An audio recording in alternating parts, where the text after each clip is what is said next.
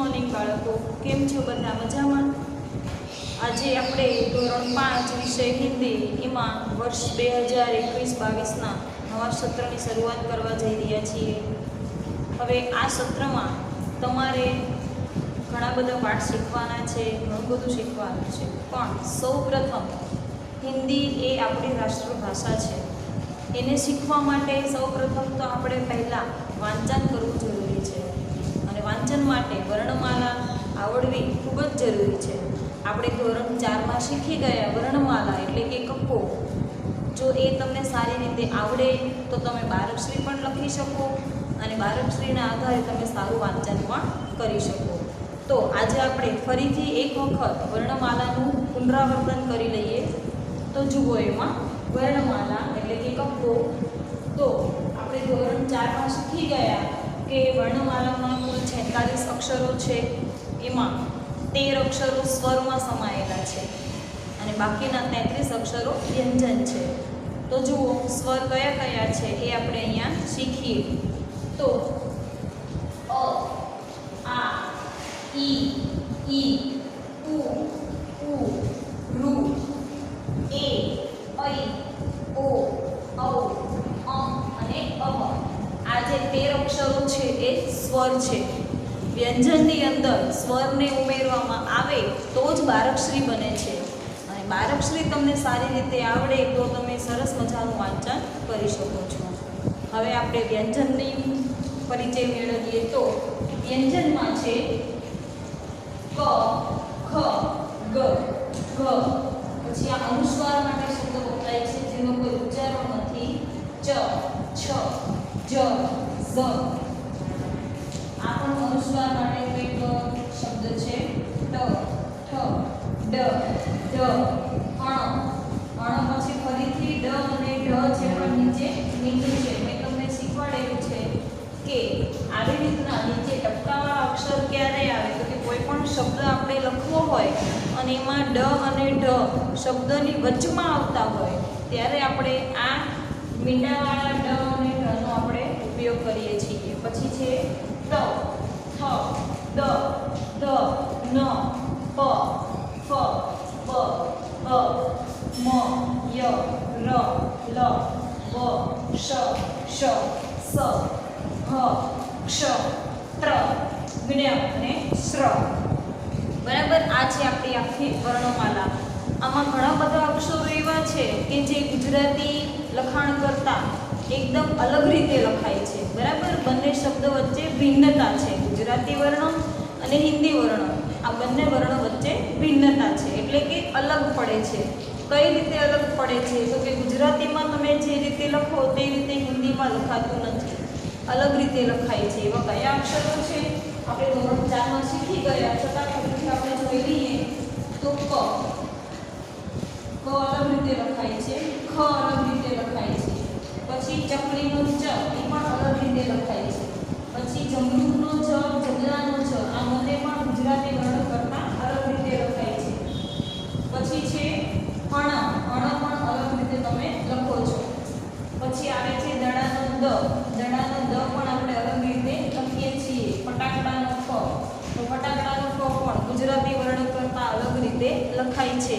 ક અને ફ બંનેમાં શું સમાનતા છે તો જુઓ, ક તમે આ રીતે લખો છો અને ફ તમે આ રીતે લખો છો.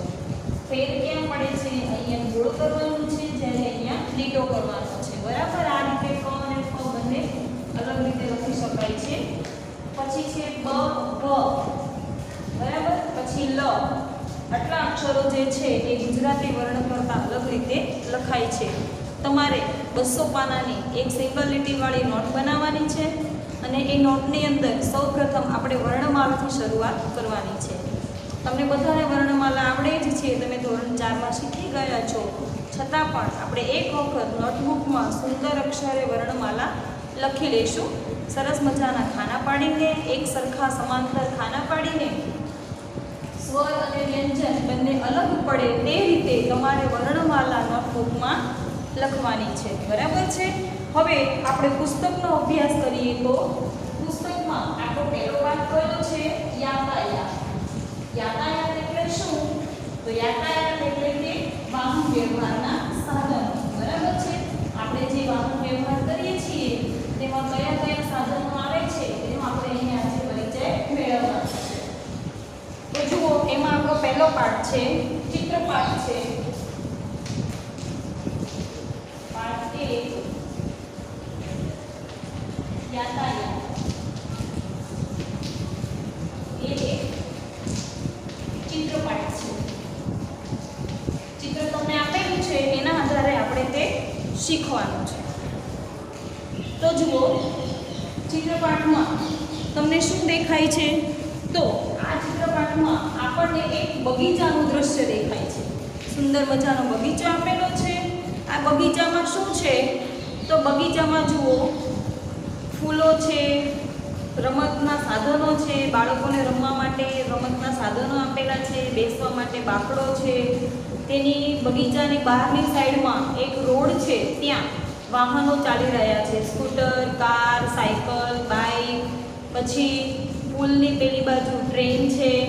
પછી આકાશમાં વિમાન અને હેલિકોપ્ટર જેવા વાહનો ચાલી રહ્યા છે. બરાબર, સુંદર મજાનું આ એક બગીચાનું દ્રશ્ય છે.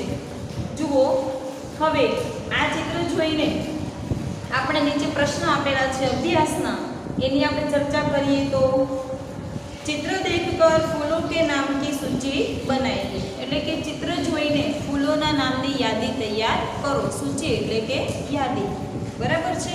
તો તમને આ ચિત્રમાં કયા કયા ફૂલો આપેલા છે એ આપણે જોઈને એની યાદી એક તૈયાર કરવાની છે. તો જોઈ લો. चित्र में चंपा, मोगरा, गुलाब, गुड़हल जैसे आदि फूलों दिए गए हैं. बराबर, आदि फूलों के चित्र दिए गए हैं. એટલે કે ચંપો, મોગરો, ગુલાબ, ગુડહલ. ગુડહલ એટલે કે જાસૂદ. તો આવા બધા ચિત્રો તમને અહીંયા આપેલા છે. ત્યાર પછી પ્રશ્ન 2, चित्र में नहीं है ऐसे फूलों की सूची बनाइए. એટલે કે ચિત્રમાં નથી તેવા ફૂલોની તમારે અહીંયા યાદી તૈયાર કરવાની છે. તો જુઓ ઘણા બધા ફૂલો આપણે જોયેલા હોય, ઘણા બધા ફૂલો આપણે જોયા હોય. બગીચામાં છે કે ગામડે ગયા હોય ત્યાં છે, લોકોને ઘરનું મોટું આંગણું હોય ત્યાં લોકો ફૂલો વાવતા હોય. આ બધા ફૂલો આપણે જોયેલા હોય. પણ અત્યારે અહીંયા તમને ચિત્રમાં જે આપેલા છે એ તો આપણે જોયું, પણ ચિત્રમાં એવા કયા ફૂલો છે કે જે નથી આપેલા? તો એ જુઓ. ગેંદા. ગેંદા એટલે કે ગલગોટો. ચમેલી એટલે કે ચમેલી. રાતરાણી એટલે કે રાતરાણી, એનું ફૂલ આવે રાતરાણીનું. પછી સૂરજમુખી એટલે કે સૂર્યમુખી. પછી છે સદાફૂલી. સદાફૂલી એટલે બારમાસી. આવા બધા ફૂલો જે છે એ તમને અહીંયા બગીચાના ચિત્રમાં આપેલા નથી. બરાબર છે. હવે ત્યાર પછી છે પાના નંબર 2 ઉપર ચિત્ર તમને આપેલું છે વાહન વ્યવહારનું. એમાં રિક્ષા, બસ, આવા બધા વાહનો આપેલા છે. તો જુઓ એમાં પ્રશ્ન 3 છે, चित्र देखकर यातायात के साधनों की सूची बनाइए. ચિત્ર જોઈને વાહન વ્યવહારના સાધનોની તમારે એક યાદી તૈયાર કરવાની છે. તો જુઓ ચિત્રમાં આગળ પાછળના બંને પેજના ચિત્રમાં તમને ઘણા બધા સાધનો આપેલા છે. આપણે ઘણા બધા સાધનોની ચર્ચા પણ કરી. તો એમાં જુઓ બસ, નાવ, મોટરકાર, रिक्शा, जहाज आदि साधनों की सूची दी गई है. પછી છે પ્રશ્ન 4, उन यातायात के साधनों के नाम बताए जो चित्र में नहीं है. એટલે કે એવા વાહન વ્યવહારના સાધનોની યાદી તૈયાર કરો કે જે તમને ચિત્રમાં આપેલા નથી. તો એમાં શું આવશે? बैलगाड़ी, तांगा, ऊंटगाड़ी आदि साधनों चित्र में दिए गए नहीं हैं. બરાબર છે. આ તમને આપણે અહીંયા ચિત્રપાઠની ચર્ચા કરી અને અભ્યાસની ચર્ચા કરી. હવે આપણે નોટબુકમાં વાહનોના નામ લખવાના છે. જે હું તમને અહીંયા લખાવું દરેક બાળકો મારી સાથે લખતા જશે. આપણે પહેલા પાઠનું હેડિંગ મારીએ અને લખીએ વાહનોના નામ. બરાબર.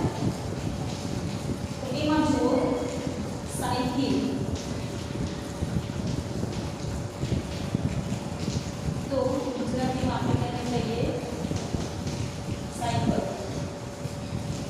પછી છે રિક્ષા. તો ગુજરાતીમાં આપણે તેને લઈએ રિક્ષા. પછી હવાઈ જહાજ.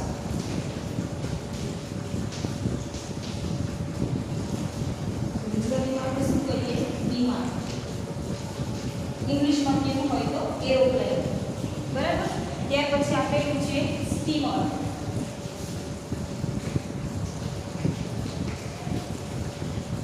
ગુજરાતીમાં આપણે પણ કહીએ છીએ સ્ટીમર. પછી છે રેલગાડી.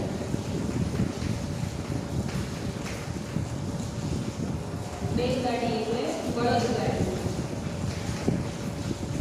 આ ચિત્રમાં આપેલા અને નથી આપેલા જે વાહનોની આપણે ચર્ચા કરી એના નામ લખીએ છીએ. ત્યાર પછી છે ટાંગા,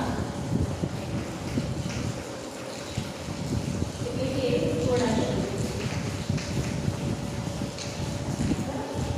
ત્યાર પછી બીજું વાહન છે સ્કૂટર. તો ગુજરાતીમાં પણ આપણે તેને કહીએ સ્કૂટર.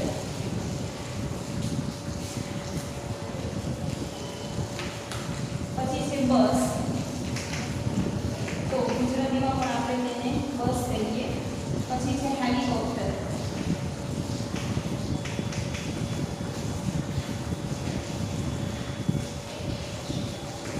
ગુજરાતીમાં આપણે કહીએ હેલિકોપ્ટર. પછી જહાજ.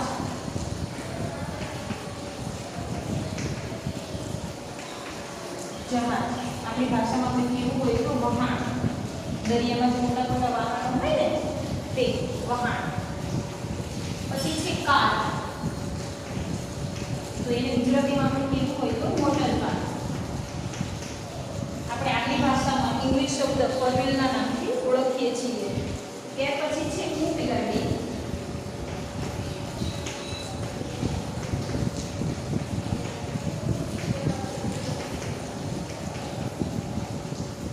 બરાબર. અને લાસ્ટમાં છે મોટરસાઇકલ.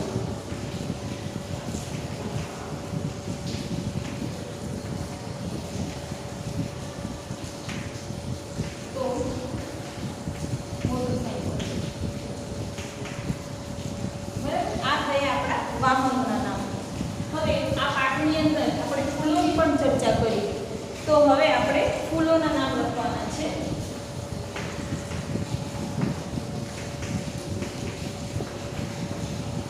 આ તમે ધોરણ 4 માં પણ શીખી ગયા છો ફૂલોના નામ, વાહનોના નામ એ બધું. પણ અહીંયા આપણે પાઠમાં આવે છે એટલે તેની ચર્ચા કરીએ. તો આપણે પાઠમાં એવું ઘણું બધું જોયું કે જે ફૂલો ચિત્રમાં તમને આપેલા છે અને અમુક ફૂલો ચિત્રમાં નથી આપેલા. આ બધું પણ આપણે અત્યારે અહીંયા નામ લખવાના છે. તો એમાં સૌપ્રથમ છે ગુલાબ. ગુજરાતીમાં આપણે તેને કહીએ ગુલાબ. મોગરા. તો મોગરું. ચંપા. તો ચંપો. ચમેલું.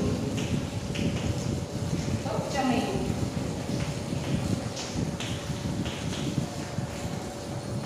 ગુડહલ. તો જાસૂદ. પછી સદાફૂલી. સદાફૂલી તો શું આવે? બારમાસી. પછી છે ગેંડા. તો ગલગોટો. ત્યાર પછી છે રાતરાણી. તો રાતરાણી. પછી છે કનેર. કનેર એટલે કેવા કરેણ. અલગ અલગ ગુલાબી કરેણ આવે, પેલ કરેણ આવે, સફેદ કરેણ આવે. આવા અલગ અલગ કલરના કરેણના ફૂલો હોય. ત્યાર પછી છે સૂરજમુખી.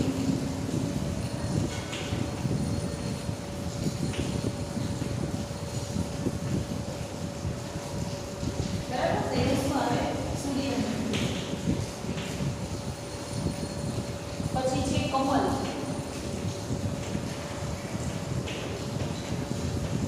એટલે કે કમળ. આ બધા ફૂલોના નામ છે. તમારે નોટબુકમાં સુંદર અક્ષરે લખવાના છે. જુઓ, નોટબુકમાં સૌપ્રથમ આપણે જે વર્ણમાળાની ચર્ચા કરી એ વર્ણમાળા લખવાની છે. ત્યાર પછી નવા પેજ પર પાઠ 1 એનું હેડિંગ મારીને તમારે આ વાહનોના નામ અને ફૂલોના નામ એ છીએ અને પ્રશ્ન નંબર 1, 2, 3 અને 4 આના જવાબ લખવાના છે. બરાબર છે? જેની આપણે હમણાં લેક્ચરમાં ચર્ચા કરી છે એ સાંભળીને તમે નોટબુકમાં સુંદર અક્ષરે લખી દેજો. અને હવે પાના નંબર 3 ઉપર જે છે તાલિકા 1 અને તાલિકા 2 એટલે કે પ્રશ્ન નંબર 5 એની આપણે આની પછીના લેક્ચરમાં ચર્ચા કરી લઈશું. Thank you.